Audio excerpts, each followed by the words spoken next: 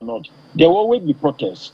There will always be issues that the people, whether youth, whether politicians, whether civil organizations, or indeed the masses of our people, will disagree with government on certain policies. So you cannot generally sit down and outlaw expression because it's a freedom granted by the Constitution. So I am surprised, for instance, that we are still at a stage whereby a commissioner of police will say we have banned gathering together. We will only allow such and such. We will only allow indoors. We will only allow virtual.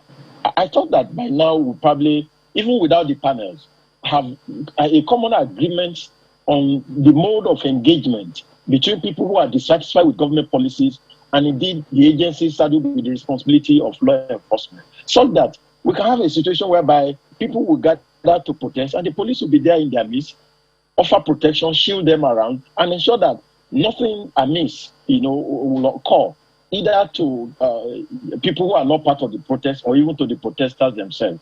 That's what I mean by saying that it seems that we have not learned any lesson from the ENDSARS protest. But in terms of the compensation to victims that appeared before us, I had no doubt at all that some kind of relief came their way from the Lagos panel in particular, and eventually probably from the other panels of other states when their recommendations get to the government.